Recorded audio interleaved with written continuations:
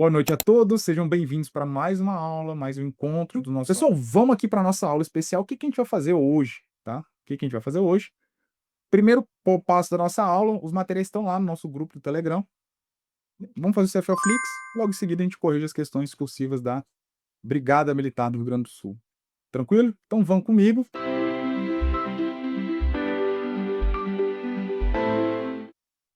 Próximo item. A Constituição assegura que ninguém será considerado até o trânsito em julgado de sentença penal condenatória, sendo, portanto, inconstitucional qualquer prisão cautelar que antecipe essa condição.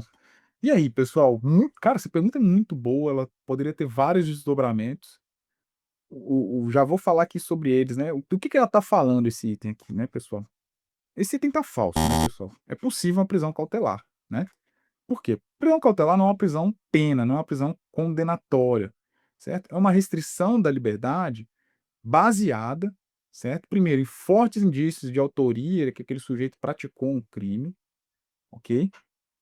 E materialidade, que aquele crime aconteceu, né, das circunstâncias que foram descritas. E tem a ver, né, com garantia da ordem pública, garantia da ordem econômica, conveniência da instrução criminal, para aplicação da lei penal. Então, não tem a ver com com a prisão sanção, certo? Então, a prisão cautelar, ela não é, tá? Não é, certo? Uma prisão pena. Um camarada está preso preventivamente, não significa que ele está cumprindo. Ele não está preso porque ele foi condenado, né, a um crime, mas por algum dos motivos que a lei autoriza essa restrição de liberdade, por alguma dessas circunstâncias que eu acabei de falar com vocês, certo? Esse princípio aqui que ele está falando é o princípio da presunção de inocência, o princípio da não culpabilidade. Ele se desdobra em 3 regras, tá, pessoal? Então anota isso aí, cara, que já pode... Uma questão boa aí de prova discursiva para a CFO da Brigada. Eu vou até botar essa questão no curso que eu estou montando para o pessoal que vai fazer a Brigada. Quais são os 3 desdobramentos do princípio da presunção de inocência? O primeiro desdobramento é uma regra de tratamento. Tá? O que é uma regra de tratamento? Eu não posso tratar aquele sujeito que praticou um crime, que embora tenha praticado o crime, como se culpado ele já fosse, certo? Então eu não posso colocar ele numa condição como se ele já fosse culpado, sem que exista essa sentença transitada em julgado, uma sentença que não admita mais recurso, ok? Então, por isso, né, que lógico, esse é o nascedouro, essa é a fundamentação, vamos dizer assim, legítima, jurídica, né, agradável sobre a súmula vinculante 11, né, da restrição de algemas, né, das restrições de algemas no tribunal do júri, entre outros efeitos. É a regra de tratamento, um desdobramento do princípio da presunção de inocência. Então, é por isso que você não pode algemar e apresentar a pessoa, né, numa situação vexatória, algemada e tudo mais, tem essa ideia, né, de respeitar o princípio da não culpabilidade e é uma regra de tratamento. Outra questão é de regra probatória. O que é o desdobramento do princípio da não culpabilidade, da presunção de inocência em relação à regra probatória? Quer dizer que o ônus de provar que aquele sujeito praticou o crime naquelas circunstâncias compete ao Estado, compete à acusação.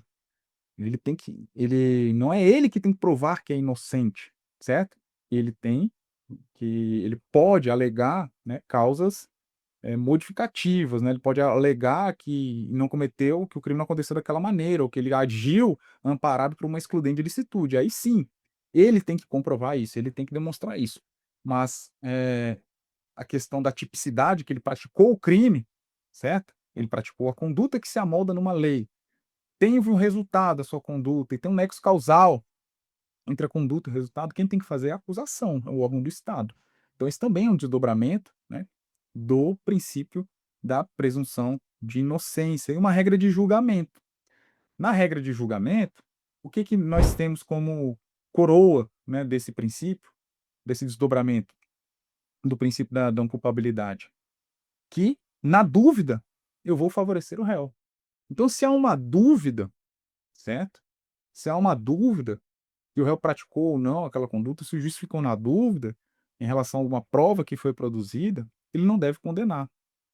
A ideia de que é melhor, certo, absolver um culpado do que condenar um inocente. Daí, são os 3 desdobramentos tá, do princípio da não culpabilidade e presunção de inocência. Anotem isso aí, certo? Regra de tratamento, regra probatória e regra de julgamento, beleza?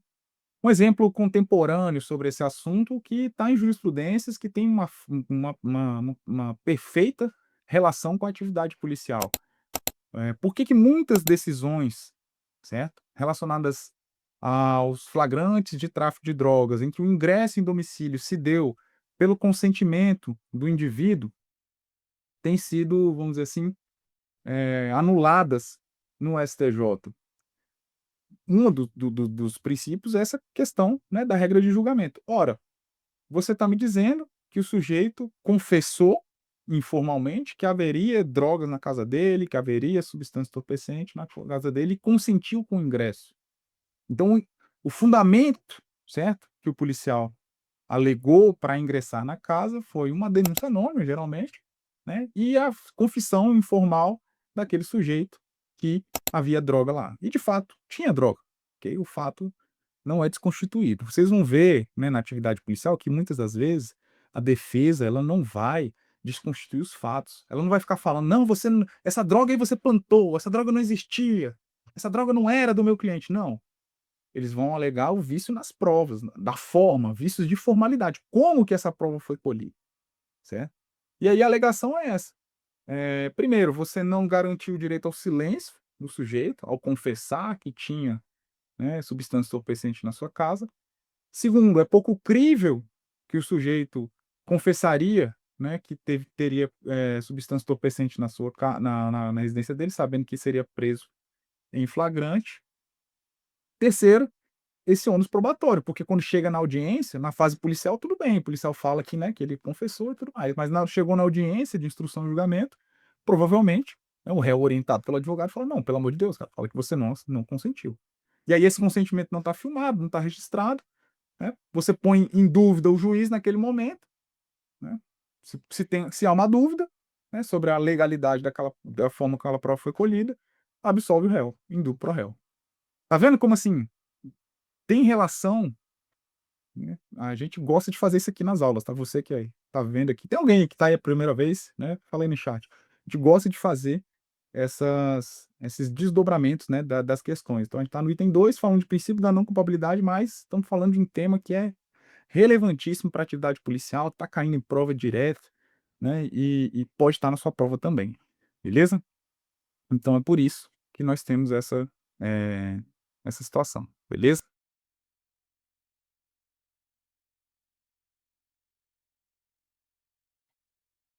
Boa questão.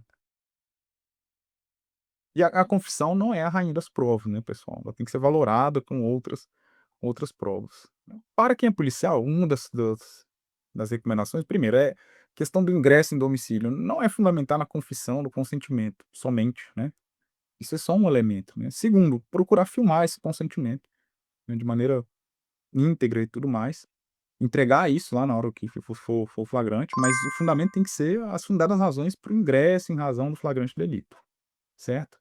Eh Terceiro, no momento da confissão, alertar sobre o direito ao silêncio e alertar também que ele tem benefícios penais, né. O sujeito confessou, né, consentiu, porque buscava benefícios penais na legislação que foi alertado pelas equipes policiais. Então, é uma forma de demonstrar legitimidade, porque o fato a gente sabe, ele é traficante, a droga estava lá, certo?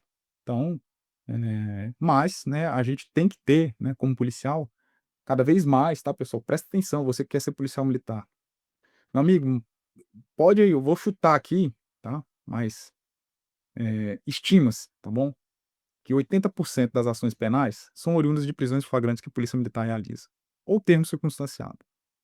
Então a gente tem que ser técnico, certo? A gente tem que dominar esse conhecimento também, para o nosso trabalho ser de qualidade, e não adianta só reclamar, né, que: "Ah, meu Deus, o judiciário está soltando e tudo mais", e sim, há sim determinados posicionamentos, né, muito formais, muito formalismo, muito tecnicismo, né, para desconstruir os fatos, concordo com vocês, mas a gente tem que saber também, né, ser mais técnico. Não dá mais para a gente ser coco seco, né, que a gente brinca aqui, por chegar lá na audiência e falar: "Ah, não, não sei não, não lembro o que que foi, ah, foi desse jeito e pronto, acabou". Não, certo? A gente tem que se esmerar nisso, e é papel de vocês, futuros oficiais, também, fomentar esse tipo de conhecimento nos seus subordinados, zelar pelo preparo intelectual dos seus subordinados. É um preceito da ética policial militar que está esculpido no nosso estatuto. Beleza? Tá bom? Fique com Deus, pessoal. Até mais. Até a próxima.